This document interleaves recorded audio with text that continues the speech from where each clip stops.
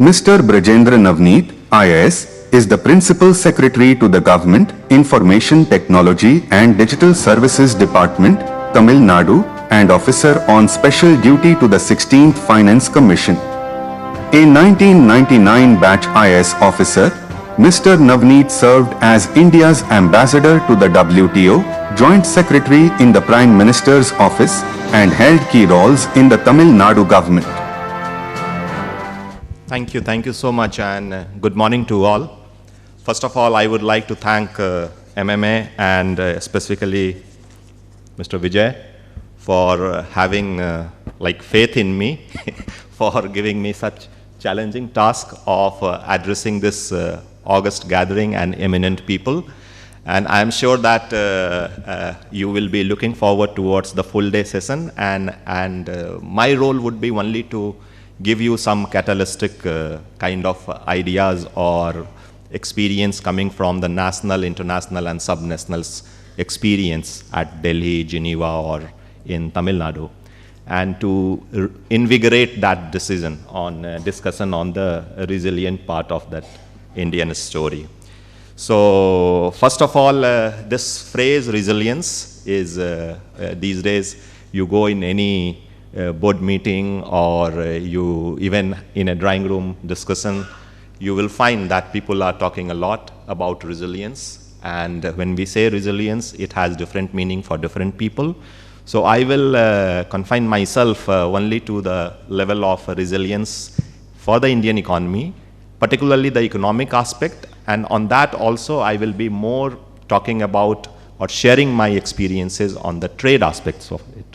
Because I believe my interaction with Mr. Vijay was not as a Principal Secretary, Commercial Tax and Registration. It was basically a talk with the industry and particularly MISMEs on the impact of CBAM and EUDR. And that is how we got connected, and he felt that I must talk to industries on the impact of that. Now, to have that resilience part, we must have multiple layers of foundations.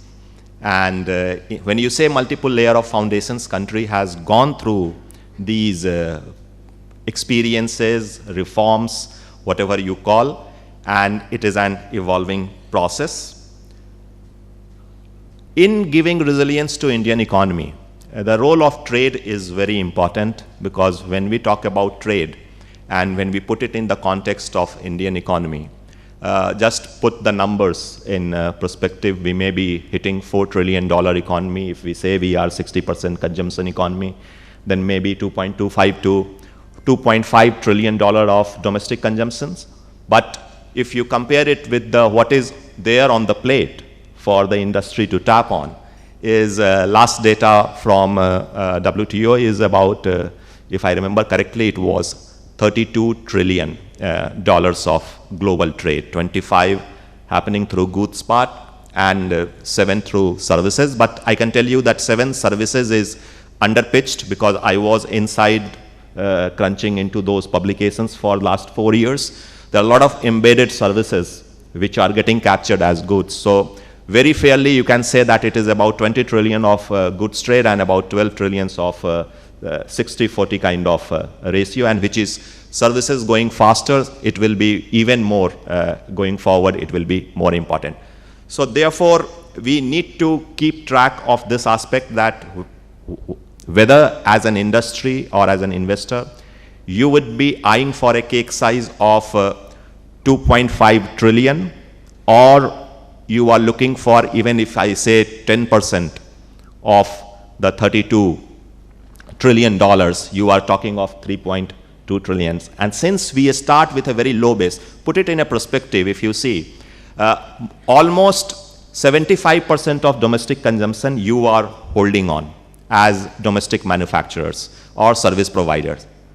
But if you look at the global share, that in the $32 trillion, maybe we may be less than 2 or around 2% on the goods side and maybe 4% on the services sides.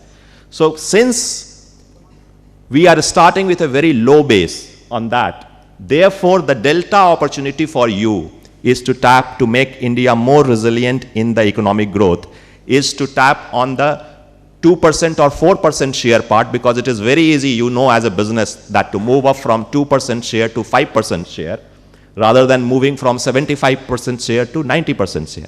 And that is growing at a much rapid pace, even 2-3% growth in the global trade, the size of the cake is increasing very fast. But the warning here is that whatever we see in the global trade and the taught principles of economics, all these principles are getting changed. When I say getting changed, why I am saying that our business, our colleges, our universities, our faculties, first we have to unlearn what we have been taught.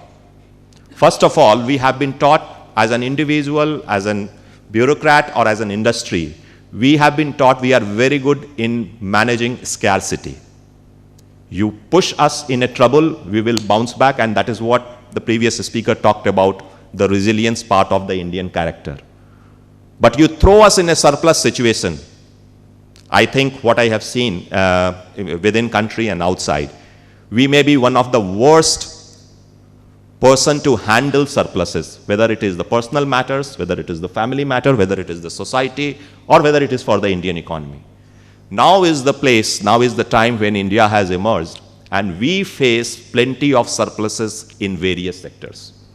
And the question before us is whether we are deploying those surplus resources to the optimal place, whether it is demography, whether it is agriculture, whether it is services, manufacturing, any sector you take it up. We have surpluses. The best part of it is, what I experienced, is we are not aware of our surpluses and we are not aware of our potential. It's like something like Hanuman's story, the young Hanuman, that someone has to tell or remind that what is his power. Good part of it is that world recognizes India as that Hanuman. I can tell you with my interaction with all diplomats and all important trade ministers of the world who matters in shaping global economy, they look at us as that Hanuman who is going to have a great leap, and therefore they want to be relevant as a participant in the global field with India. They are eyeing the global market, in that particularly the Indian market. The problem they are facing is that earlier you were a closed economy, slowly you opened up, still we are not able to participate that much. So that is their first complaint. They have reconciled with that. The second complaint was that you are displacing us from our established market. And that is a real complaint for them, because certainly based on the industry's performance, we have certainly taken slightly more share in particularly in services, and those countries who run huge surpluses of trade in services are seeing that as a threat. They have reconciled with that okay, we are not able to compete on cost and the human resources part of it, so we have reconciled it. The third threat from India, what they are facing, and that is what is pinching them more, is, okay, I have reconciled that I cannot compete with you in India. You are displacing me from some of the markets across the globe. But the worst part of it is that wherever we are still able to manage the show or penetrate that market as the world supplier, India is bringing down the cost. Because the benchmarking is that we are so frugal and we are so innovative that, you know, UPI, what it has created in the world financial market today, that I should not name the companies, but in my interaction, I realized that what are they feeling, what was not done in last 40, 50 years. In 4, 5, 6 years, it has been done. Today, if you add digital payment transactions in India, it is 45% of the global live transactions, and the sum is more than entire North America, entire Europe taken together, what we do, that daily transaction. And the best part of it for the business, which I always tell the bankers, that we have moved away and we have given them a very robust system from asset-based lending to transaction-based lending. And asset-based lending was very difficult for young entrepreneurs or the people who are coming from as the first generation industrialist, because they were not having those assets to back their claim for the additional capital. And the transaction-based lending is so these are some of the examples. Now coming to the topic again, that what are those theories which are getting challenged in the present world? So first theory is comparative advantage. The entire trade was based on the comparative advantage thing, that whatever you are best at, you produce, and you need not produce where you are suboptimal in that. No more world is believing in that theory.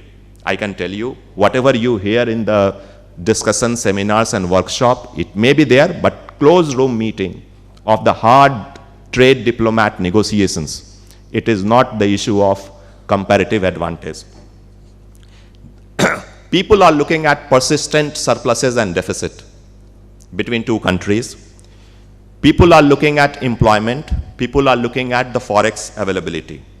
Now, to build resilience in this world where comparative advantage was the last generation or maybe last 3 generations mantra for doing trade, what is going to happen in the name of resilience? So in the name of resilience, first thing is out is the concept of low cost, just in time concept. Just in time is taken over by the phrase now, just in case. That I am willing as an investor, as an industrialist, I am willing to put more money into it, maybe a costly affair, but I don't want to buy this theory of just in time because I want my supply chain to be resilient. I don't want any further disruption by centrally localizing that. So even we need to think, maybe a warning for Jose that in his sector, it was proven over last 20, 30 years that the winner takes it all. So always you will have the first player who will have 80, 85% market share.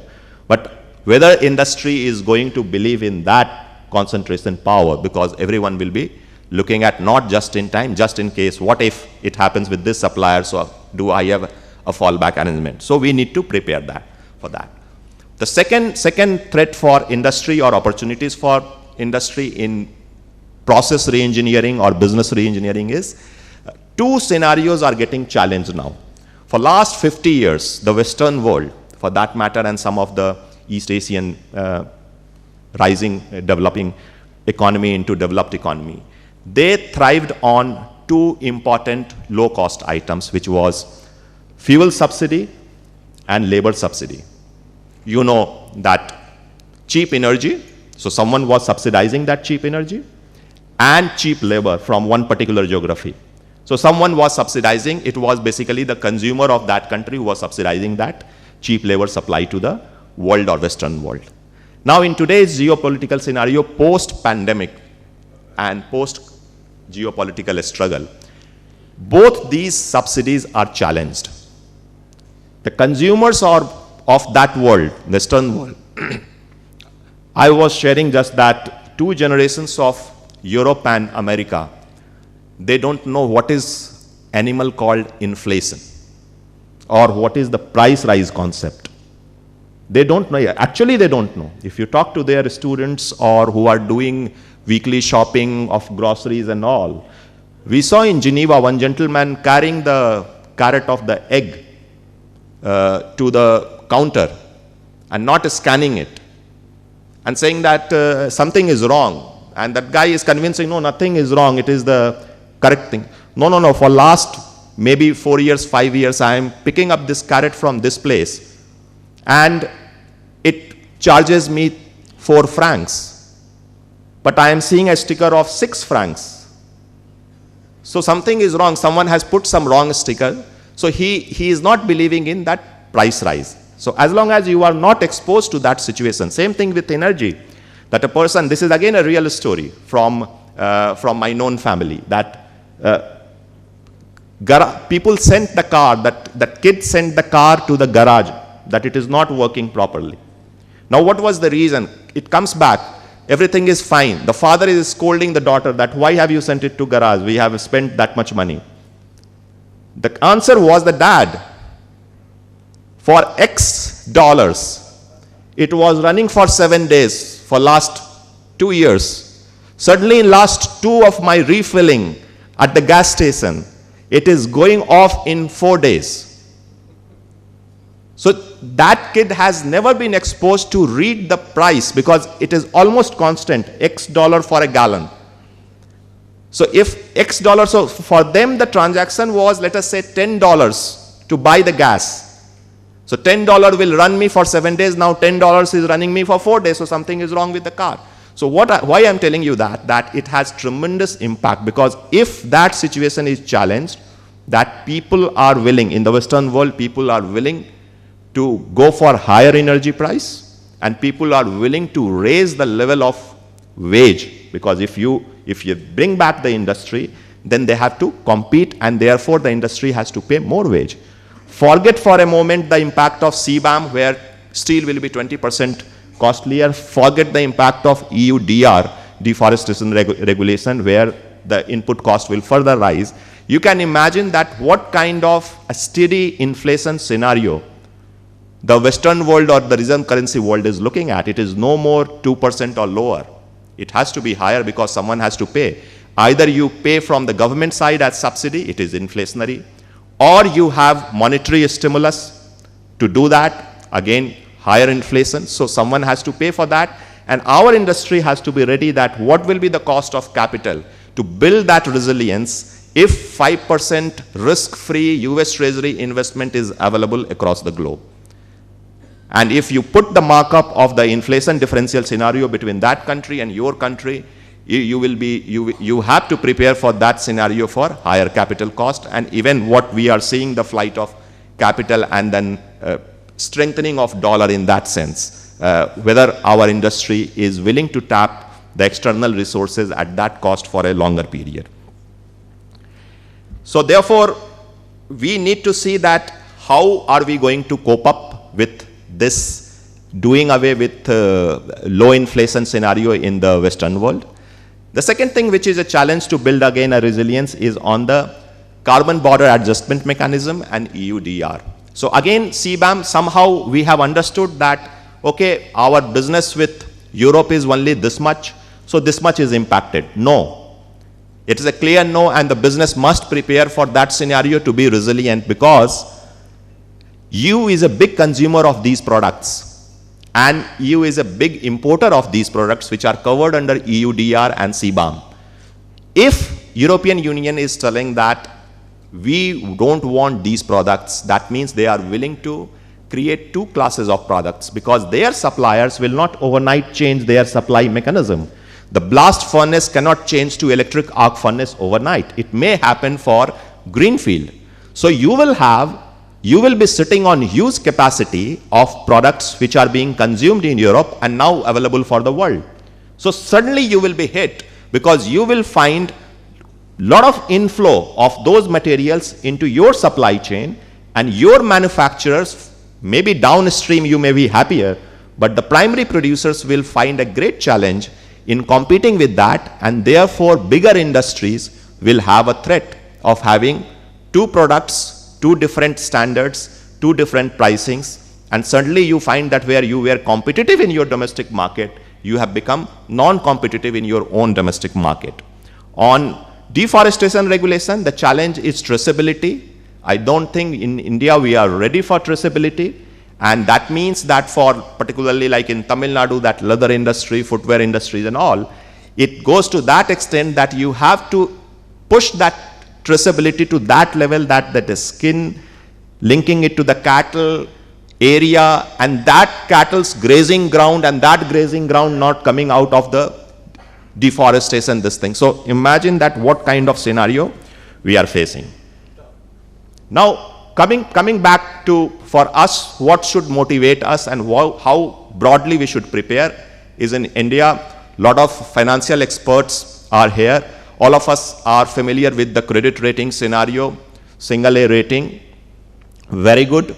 Triple A rating, everyone aspires for. So what we should look for is the triple A rating in building foundation for resilient India. And that triple A rating is not a typical credit market rating. It should be the rating, what I say, that single A rating is availability. That whether you have that foundation available. Fine, these days everything is available. And you cannot say that whatever is required for foundation is not available. You can make it available, and that is the single A rating for the country. What is the triple A rating is the other two, which is with availability, we need to test that whether it is accessible and whether it is affordable. So AAA rating is availability, accessibility, and affordability for Indian business to grow and build that foundation, which is not merely, and there comes the role of three things, that is, if I say technology, finance, and trade, that these are the building blocks for country to grow in the next 10, 15, 20 years. We must have the tech, we must have the finances, and we must have recourse to trade. So therefore, all of us have to get ready for that situation. And for that, I will exhort private sector again to get into joint ventures, get into even those free trade agreements. And you would have seen that after a lot of push in the EFTA trade agreement, which we have concluded last year with 4 EFTA countries like Switzerland, Iceland, Liechtenstein, and Norway, is that first time we have built in the commitment of investment, that you must invest $100 billion over X years in the country, and that investment brings technology partner and allows us to grow. So it brings technology, it brings finance, both at the same time, which is unique. People were very circumspect that whether it will fall through or not. Fortunately, it has done its work. Now the challenge before the industry is to get in touch with those partners in, let us say, Switzerland, Norway, Iceland kind of countries, and bring those partners here to move ahead. The second thing what I would like Indian industry to add, and that is with my experience in finance and economic ministries at the Center Estate and Geneva, because I have worked in this sector. Of my 25 years of service, 18 years of service, I have worked in this sector. And in 18 years, I have received so many memorandums from the industry, you name it. Unfortunately, till now, I am yet to see one memorandum from our industries that what the industry needs in other countries, what Indian industry needs in other countries. All the missions and trade diplomats are busy in finding the loopholes, finding the lacuna, and finding this thing in the export market. That what barriers they face. I can tell you examples. You go to Delhi in any ministry, you will find their trade diplomats literally penetrating our ministries, and before any meeting, minutes or discussions are out, I get that in Geneva. And they ask me the question as Indian ambassador that whether are you thinking of doing this? It will hit us. Be careful. We will ask you questions in the committee and you have to respond. So my plea to the industry is that please think what I said in the beginning, that pie, and let us know that what all challenges you face in market access as per the rules, and let us know. And please be, when I talk to industry privately, the fear there is that whatever little I am doing in that country, if I become a kind of complainant or a cribbing guy, I may lose that business. I'm giving you this comfort that may be true maybe 20 years back. But today, I can tell you that India is not going to push around in those discussions where you will have a threat that if you, and obviously it will remain anonymous. So please come out as association or this thing, that what do you need in outside this thing. Last thing, I think I have taken a lot of time, so I will just say that some of the things what I said, that unlearning is very important. I will tell you again a couple of examples. One example is the way we negotiated those agreements at the WTO during the Uruguay round in mid-80s and early 90s. And a classic example always I want to share is that how do we felt that we cannot reach, again, that Hanuman story. And today agriculture, we are exporting 50 billion. And that is what it is pinching the Keynes group, which is Australia, Canada, New Zealand, and South America, and along with the US, that how can you export 50 billions? Now the crux here is that what is the catch? The catch is we were made to think that we will never have the capacity to subsidize. And therefore, you know, whenever you read in newspaper that WTO says India pays that much subsidy to agriculture sector, do you know how the subsidy is calculated? You will be aghast to know. The price put on India to buy from Indian farmers the rice and wheat is fixed at 1986-88 average price. So anything paid to Indian farmers above rupees 3 per kg, I am not getting into point paise and all, roughly 3 rupees per kg if Indian government or state government is paying to buy or procure from Indian farmers. Entire thing is calculated as subsidy in WTO context, and therefore today we subsidize 90% because you are buying something at 30 rupees, whereas the cost our forefathers committed in WTO in blue ink is that we will continue to buy at 3 rupees. No concept of inflation, no concept of price rise, no concept of indexation. So this is one mistake. Second one, which we thought that the bargain was, we thought, fine, we got a good deal. Always we are more informed in the hindsight, but still, when we talk about the next 20-25 years, these are the learning examples. The second example is, we were told that, look, you don't have money, we have money, so we have deep pockets, we pay subsidy, but you have tariff, because historically these people started with higher tariffs, gradually reduced, we were still having higher tariffs. So they said, okay, you keep your tariff, I keep my subsidy. So today, all industries, whatever you say, C is not correct. Inside, lot of subsidies are flowing from these so-called developed economies to their manufacturers and particularly in agriculture sector. Time came when we were told, look, you have kept your tariff, I have kept my subsidy, but tariff is bad. You reduce your tariff. And fine, we were also taught, and fine, I'm not saying it's a bad decision, I'm just giving you the context. So we started reducing our tariff, but we never negotiated that, okay, fine, we are reducing because it was a level playing, so-called level playing field that you have tariff, I will have subsidy. So once we started reducing tariff, we should have asked that, okay, you reduce the subsidy also. No. So subsidy remained at, let us say in Switzerland, if you have a farm, nothing doing, you get 40,000 franc. 40,000 Swiss franc today means 45,000 US dollars. You get every year sitting on your farm. Whatever you want to produce, you produce. So this is one fallacy again that we need to think, and therefore it has to be sui generis. We have to think as thinker, as bureaucrat, as industrialist, that what is good for our economy and what is bad. And again, support to industry, again, it is a very challenging thing. We don't have the deep pocket, but it is a requirement, because you look at the entire industrialization started with the cover of tariff and the subsidy. You are seeing the same game now being played in sunrise sector, because where you have established, you have penetrated the market, you don't need those protection or support.